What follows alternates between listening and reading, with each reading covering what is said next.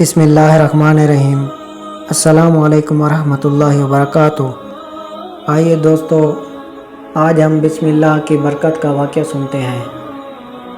کہا جاتا ہے کہ کسی علاقے میں قحط سالی پیدا ہو گئی۔ اس قحط سالی کی لپیٹ میں نہ صرف انسان بلکہ چرند و پرند سب اس کا شکار ہو گئے۔ مویشی مالکان بے حد پریشان تھے۔ اس دوران ایک مسجد کے مولوی نے جمعہ کے خطبے میں نہایت یقین کے ساتھ یہ بات بتائی کہ اللہ کا نام لے کر یعنی بسم اللہ پڑھ کر دریا کو حکم دیا جائے تو وہ بھی نافرمانی نہیں کرتا۔ خطبہ سننے والوں میں ایک چراغا بھی موجود تھا۔ مولوی کی یہ بات اس کے دل میں اتر گئی اور اس بات پر اس کا یقین کامل ہو گیا۔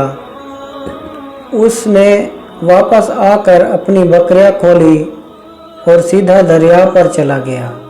اونچی آواز سے بسم اللہ الرحمن الرحیم پڑھا اور دریا کو کہا وہ اپنی بکریاں چرانے کے لیے دوسرے پار جانا چاہتا ہے، اور اسے کہا کہ مجھے اپنے اوپر سے گزرنے دے۔ یہ کہہ کر اس نے اپنی بکریوں کو لیا اور دریا پر چلتا ہوا دریا پار کر گیا۔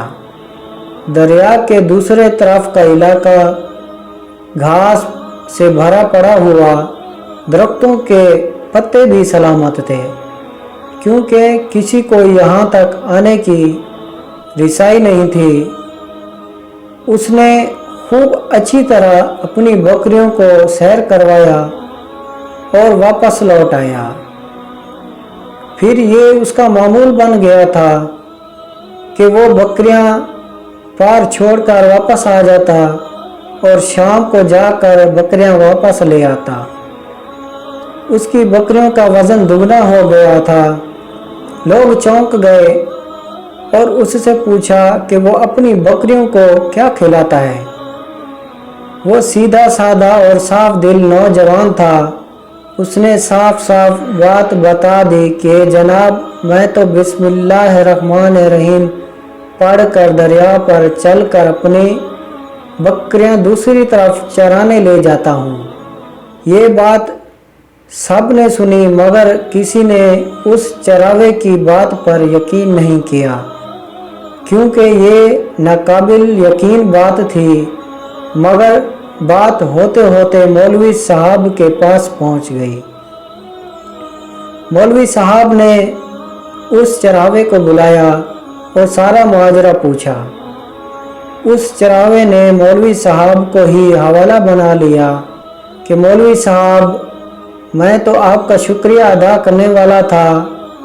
آپ نے جمعہ کے خطبے میں جو نسخہ بتایا تھا کہ بسم اللہ کہہ کر دریا کو بھی حکم دو تو وہ بھی انکار نہیں کرتا، تو میں بس آپ کے اس نسخے پر ہی عمل کر رہا ہوں۔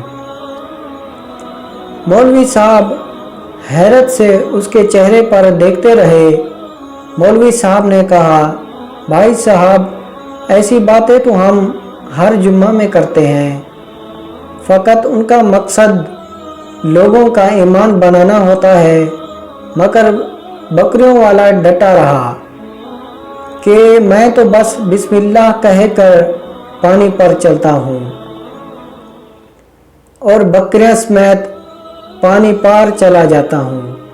آخرکار مولوی صاحب نے صبح خود یہ تجربہ کرنے کی ٹھانی۔ جیسے دیکھنے چراوے سمیت پورا علاقہ بھی آ گیا۔ مجمع بہت زیادہ تھا۔ مولوی صاحب نے ایک دو بار سوچا کہ انکار کر دوں کہ کہیں ڈوب نہ جاؤں، مگر وہ جو مولوی صاحب کو کندھے پر اٹھا کر لائے تھے اب بھی جوش و خروش سے اللہ اکبر کے نعرے لگا رہے تھے اور مولوی صاحب کے حق میں تعریفیں کر رہے تھے۔ آخرکار مولوی صاحب نے اپنے ڈر کو دور کرنے کے لیے ایک رسہ منگوایا۔ پہلے اس سے ایک درخت کے ساتھ باندھا، फिर अपनी कमर के साथ बांधा, फिर डरते डरते ढीला ढाला बिस्मिल्लाह पढ़कर दरिया पर चलना शुरू हो गए। मगर पहला पाँव ही रखा था कि पानी में गिर गए। मौलवी साहब ने डुबकियां खाने लगे और पानी के बहाव में बहना शुरू हो गए। लोगों ने खींच खींच कर बाहर निकाला।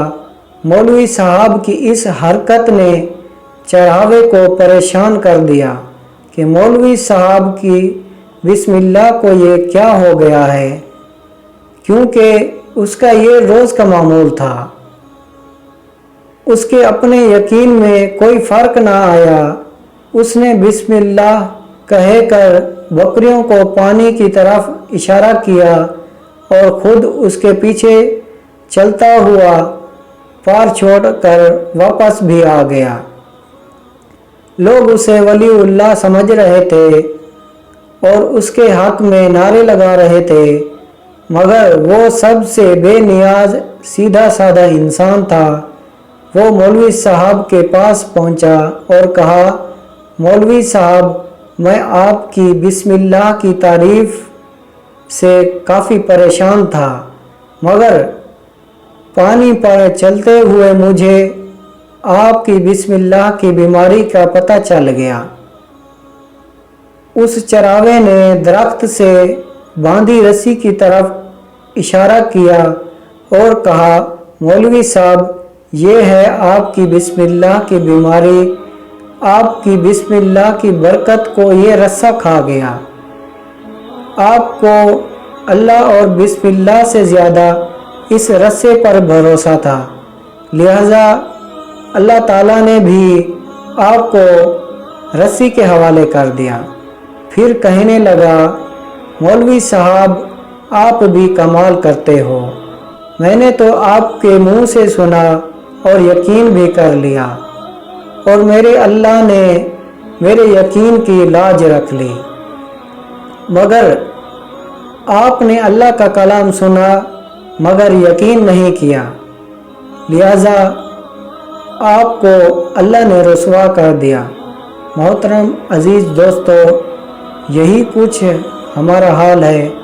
हमारी नमाज़ों और दुआओं हाल भी यकीन से खाली हैं।